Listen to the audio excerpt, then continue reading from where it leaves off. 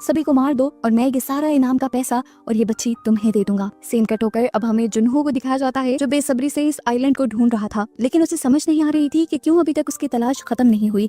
उसे पता चला कि उसका ही एक साथी उसे धोखा दे रहा था, उसे भटका रहा था। वो असल में उन्हों का साथी था, उन्हों का बंदा था और उन्हों को ही खबरें देते हुए वो पकड़ा गया। जुनहो अपने गुस्से और जोश में उससे लड़ने लगा। यह आदमी भी सबको मारने का ही इरादा रखता था, क्योंकि इन्होंने उसे इंस्ट्रक्शन दी थी कि अगर ये पुलिस वाले सारे आइलैंड तक पहुंच जाए तो तुम इन सबको ही मार देना। पर अब जुनहो के साथ लड़ाई में वो खुद ही मारा जाता है। इसी दौरान नियोल, जिसके ऊपर गार्ड्स हमला कर रहे थे, वो उसके साथ एक सौदा करते हैं कि अगर तुम्हें अपनी जान प्यारी है तो तुम आइलैंड पर वापस आ जाओ। वो मान तो जाती है, लेकिन जाने से पहले वो किसी तरह उस बच्ची के डैड को यहाँ से निकालने में कामयाब हो जाती है और फिर वो आइलैंड पर वापस आकर एक सीक्रेट रूम में जाकर ऑफिसर्स को गन पॉइंट पे ले लेती है। कुछ ऑफिसर्स को मारते हुए तो कुछ से लड़ते हुए वो ऑफिसर्स को इस बात पर फोर्स करती है कि उस आदमी के यहाँ आने वाले और यहाँ से भागने वाले सारे सबूत मिटा दिए जाएं। और अपने इस मिशन में वो कामयाब भी हो जाती है। इधर रात में दिखाया जाता है कि जिहोन अभी भी फैसला नहीं ले पा रहा था कि उसे क्या करना चाहिए। क्या सच में उसे सभी प्लेयर्स को मार देना चाहिए?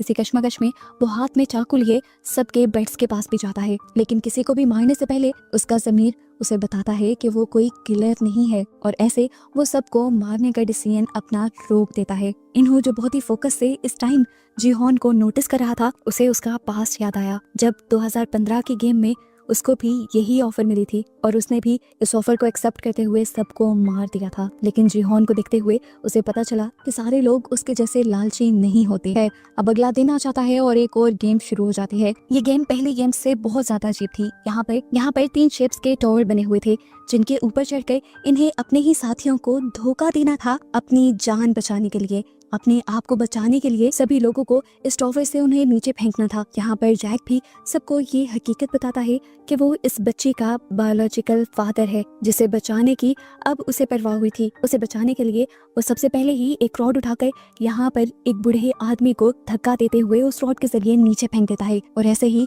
दूसरे आदमी को मारना शुरू कर देता है। दूसरे लोग भी अपनी जान बचाने के लिए एक दूसरे से लड़ रहे थे और जो किसी एक को नीचे गिराने में कामयाब हो जाता तो समझो वो एक राउंड जीत जाता। सबसे ज्यादा जैक ही लोगों को मारकर नीचे गिरा रहा था ताकि उसकी प्राइज मनी ज्यादा हो जाए। इन सारे राउंड्स के दरमियान में एक आदमी खुद ही अपनी जान ले लेता है इस बच्ची को बचाने के लिए। तो यहाँ पर दोबारा अब जैक भी एक आदमी के ऊपर जबरदस्ती चाकू से हमला करने लग जाता है और उसे भी मारकर वो नीचे गिरा देता है। एक एक करके इस तरह सभी लोग मारे जाते हैं और बच जाता है जैक और जिहोन। वो जिहोन से कहता है, देखो तुम इस बच्ची को दे दो, मैं इस बच्चे को नीचे गिरा दूंगा और तुम्हें कुछ नहीं कहूंगा। लेकिन जिहोन को ये बच्ची बहुत प्यारी थी, वो इसे किसी भी खतरे में नहीं डाल सकता था। इस बच्ची के चक्कर में इन दोनों के बीच लड़ाई हो जाती है।